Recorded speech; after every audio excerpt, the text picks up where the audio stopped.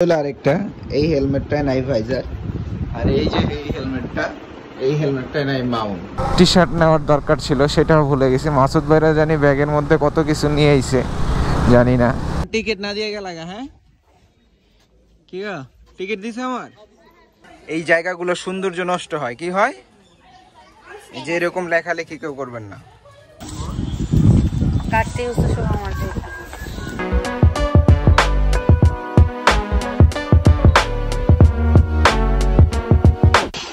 অনেক দিন পর, আফটার সো লং টাইম, একটা রাইডে যাচ্ছি অবশেষে। ঠিক আছে, প্ল্যানিং ছিল সকাল 8টায় বের হওয়ার, আর এখন আমি আপনার টাইম দেখাচ্ছি 12টা। কেন 12:23 বাজলো চলুন আগাই, তারপর আপনাকে বাদ বাকিটা বলতেছি। তো রেডি বলদি রেডি হয়েছে, আর বাবাই এখানে বাইরে। বাবাই কই তুমি? এই যে ওই যে চলে এসে। কই যাও? কই যাও? হ্যাঁ, মোবাইল কই তোমার? তাড়াতাড়ি আসো এদিকে।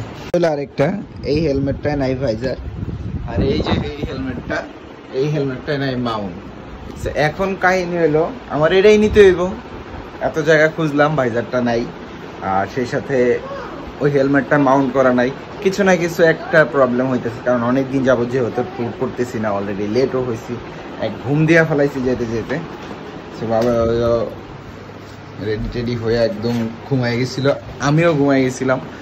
যাই হোক, এখন বেরোচ্ছি।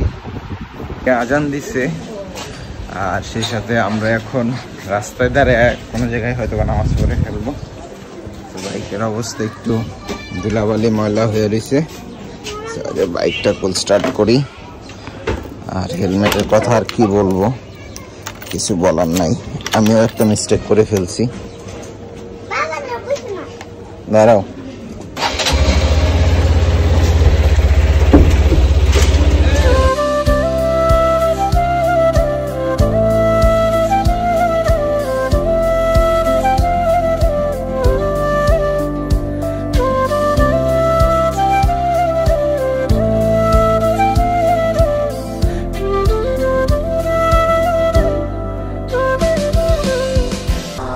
অলরেডি আমরা বের হয়েছি, নামাজের টাইমও হয়ে গেছে। জানি না যাই আগে। মাসুদ ভাই এরা দাঁড়ায় আছে। অ্যাকচুয়ালি তারা তো সিঙ্গাইর থেকে আসছে, যার জন্য একটু লেট হয়েছে। আর ওইখানে বৃষ্টি ছিল প্রচুর, তাই অবশেষে মাসুদ ভাইরা চলে আসছে। ওনারা এইখানে আছেন, ওনাদের সাথে আগে মিট হবে, দেন একসাথে স্টার্ট করবো রাইডটা। অনেকদিন পরে যেহেতু রাইড প্ল্যান, যার জন্য একটু হিবিজিবি হিমশিম খাই গেছি, কোনো কিছু হুটহাট করে প্ল্যান ছাড়াই তো সব কিছু হয়েছে। না না, একটু পরে করতেছি। আসসালামু আলাইকুম। বাইকের স্ট্যান্ড উঠান, চলেন। মোবাইল চার্জে লাগে না বাবা। অবশেষে দেখা হয়েছে মাসুদ পারভেজ ভাইয়ের সাথে। এখন আমরা আস্তে ধীরে আগাবো। পরশে পরশে পরশে পরশে পরশে কালারটা কি চকচক করতেছে রে ভাই। রেডি, আকাশ আবার মেঘলা হয়ে গেছে, বৃষ্টি মনে হয় ভালো একটা নামবো আশা করতেছি।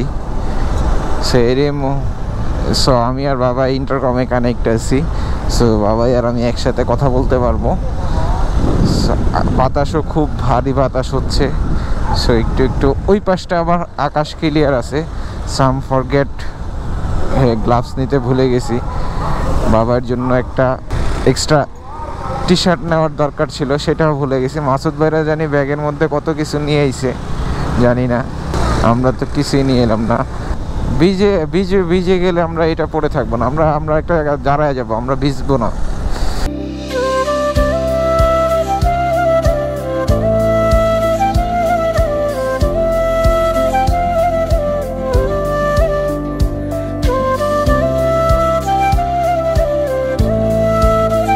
এই যে এই জিনিসগুলা, আর্টগুলা খুবই সুন্দর লাগতেছে। এই এরিয়াটা হচ্ছে ঢাকা সিটির মধ্যে বা বাংলাদেশের মধ্যে সবচেয়ে বড় এরিয়া, যেটা নাকি গ্রে মার্কেটের বাইকগুলা পাওয়া যায়। অবশেষে আমরা হানিফ ফ্লাইওভারে উঠলাম। হানিফ ফ্লাইওভারটা পার হয়ে একটু দাঁড়াবো, নামাজটা পড়ে নেবো একবারে, জুম্মার নামাজের দিন আছে শুক্রবার। সো এখান থেকে হানিফ ফ্লাইওভারটা আগে পার হইতে হবে, তারপরে নামাজটা পড়বো।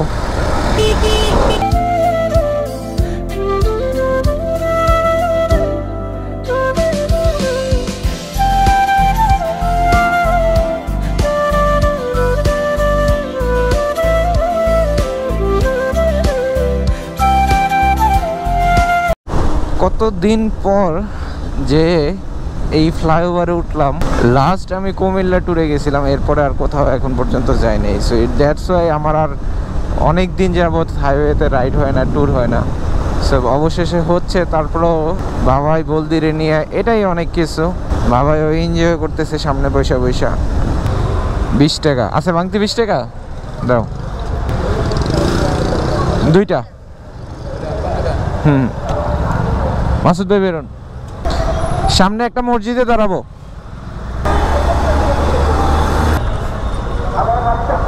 না ওই যে বাবা নামাজ পড়বো না, নামাজ পড়বো। হ্যাঁ তোমরা এই যে দোকানে একটা চার দোকান বা দোকান দেখা বসাই দিচ্ছি। করে বের হয়েছি, সেই হচ্ছে গিয়া নতুন কাপেল রাইডার। হেলমেট তো পরা, মাসুদ সাহেবরে তো দেখা যাইব না এখন। চলো জুম্মার নামাজটা পড়ে একটা ব্রেক দিয়ে একটু নাস্তা করে তারপরে বের হইলাম। বাবার অনেক গরম লাগতেছিল, যার জন্য একটু হেলমেটটা খুলে দিছি, একটু পরে আবার হেলমেটটা পরাই দিব। সো এখন আমরা আছি গিয়ে হচ্ছে হানিফ ফ্লাইওভার মাত্র পার হইলাম। সো আকাশটা থেকে একটু মেঘ কেটে গেছে, ভালো হয়েছে। সো অনেক দিন পর যেহেতু হাইওয়ে রাইড একটু সাবধানে চালাইতে হবে, সাথে বাবাই যেহেতু আছে। আমি আর বলতে থাকলে তো আল্লাহর রহমতে কোনো টেনশন ছিল না, কিন্তু বাবাই থাকলে আমি একটু সেফলিভাবে দেখে শুনে পরে বাইক চালাই। কারণ সে থাকা মানে হচ্ছে কি আমার জীবনের হাতে নিয়ে আমি চলা, যার জন্য আমি একা থাকলে তো এটা আলহামদুলিল্লাহ আল্লাহর কাছে শুক্রিয়া যে আল্লাহ বাঁচায় দিছে, প্রবলেমটা হয় নাই। যার জন্য বাবাইকে নিয়েও আমি সবসময় সাবধানে চলাফেরা করি। আর এই টাইমটা বের হওয়া একটু ভালো হয়েছে, নামাজ টামাজের পরে একটু রাস্তা ফ্রি থাকে, আবার নামাজের আগেও কিছুক্ষণ অনেকক্ষণ ফ্রি থাকে, এর জন্য আমরা নামাজটা আদায় করে নিলাম। এটা ভালো হয়েছে। অনেকে বলে যে ট্যুরের সময় নামাজ কীভাবে আদায় করা যায়, সো একটু বুঝে শুনে একটু সময় বের করে নামাজটা পড়ে নিলেই হয়। সো অবশ্যই চেষ্টা করবেন সবাই 5 ওয়াক্ত নামাজ পড়ার। আমিও চেষ্টা করি, মাঝে মধ্যে একটু 2-1 ওয়াক্ত মিস যায়, বাট চেষ্টা করি সবসময় 5 ওয়াক্ত নামাজ পড়ার।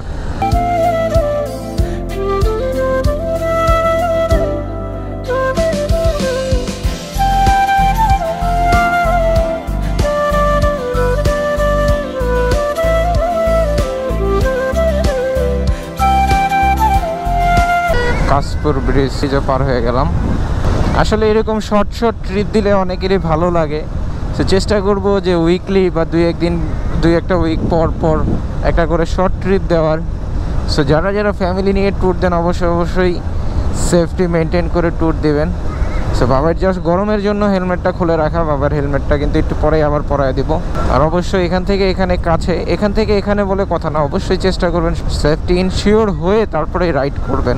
অলরেডি তো আমরা ফুল বাংলাদেশটা ট্যুর করেই আসছি, যার জন্য মোটামুটি একটা রাস্তাঘাট সম্পর্কে আইডিয়া আছে। তারপরেও যতটুকু পসিবিলিটি আমাদের আয়ত্তের মধ্যেই চালাচ্ছি আমরা, 60-70-র বেশি আমরা চালাচ্ছি না। সো একটা জিনিস দেখে খুব ভালো লাগছে, পিছনে মদনপুর চৌরাস্তাতে রাস্তাটা ক্রসিং ইউটার্নটা অফ করে দিয়ে এখানে একটা ইউটার্ন খুলে দিছে। এটা আসলে একটা ভালো দিক, কারণ ওই জায়গাটা অনেক প্রচুর পরিমাণে গ্যাদারিং হতো, জ্যাম লাগতো। সো এইভাবে রাস্তাটা বড় হচ্ছে এবং ডিভাইডারও দিয়ে দিছে, সো এটা কিন্তু ভালো হচ্ছে একদিক দিয়ে। সো অবশেষে চলে আসছি সোনারগাঁ। সো বামে দিয়ে গেলেই হচ্ছে পানাম জাদুঘর। সো আমরা এই যে হ্যাঁ মেয়ে মানুষ চালাচ্ছে। এই বামে দিয়ে গেলেই পানাম সিটি বা পানাম নগর। অনেক আগে আসছিলাম, এরপরে বেশি একটা আসা হয় নাই। আসলাম অলরেডি আমরা সোনারগাঁ পানাম সিটি এরিয়ার মধ্যে ঢুকলাম। সো এটা কিন্তু একটা হিস্টোরিক্যাল প্লেস। সামনে পার্কিং কোথায় আছে সেটা একটু দেখতে হবে। পার্কিংটা দেখে তারপরে ঢুকতে হবে। আজকে ফ্রাইডে, কিছু না কিছু টুরিস্ট তো পাওয়া যাবেই। তুমি বড় মানুষ হয়ে নাও, তারপরে লাগবে তোমার। টিকিট না দিয়ে গেল হ্যাঁ, কি গো টিকিট দিছে আমার?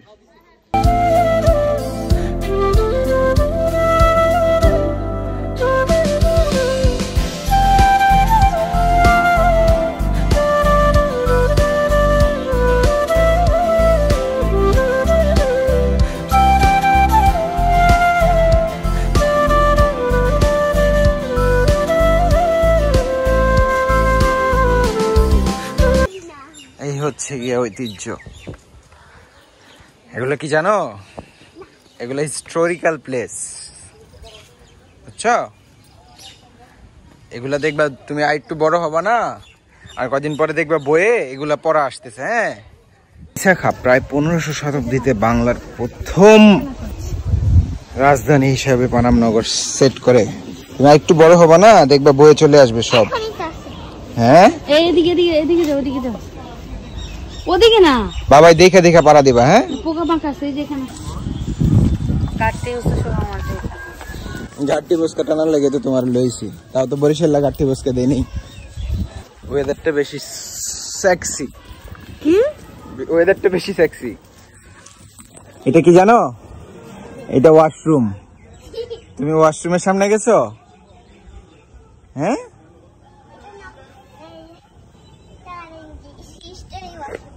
Historical washroom. এত প্রেম ভালোবাসা দেখানোর আর জায়গা পান না, যায় আয়া বলে লেখা থুয়ে যায়। আমার কোনো জায়গায় লেখালেখি দরকার নেই, আমি লেখা থুয়ে যাওয়ার দরকার নেই। কোথায় বাবা? এগুলা করতে হয় না। কি করতে হয় না? হ্যাঁ, লেখালেখি করতে হয় না। তাহলে কি হয় জানো? এই জায়গাগুলো সৌন্দর্য নষ্ট হয়। কি হয়? যে এরকম লেখালেখি কেউ করবেন না। এ তো অনেক কিছুই ঘুরে ঘুরে দেখানো যায়, বাট সময় সাপেক্ষে আর ওয়েদারের একটা ফ্যাক্ট হয়ে গেছে আজকে।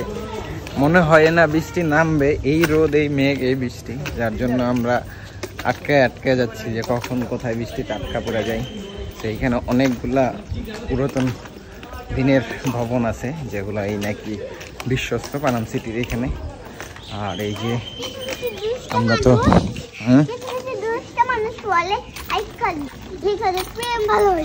হ্যাঁ, বৃষ্টি পড়ার সম্ভাবনা শুরু হয়ে গেছে। আমরা একটু তাড়াতাড়ি করে বের হয়ে যাচ্ছি। বাবাই কই? গরমে বলদি তো কইতে এলেছিলাম, প্রচুর গরম।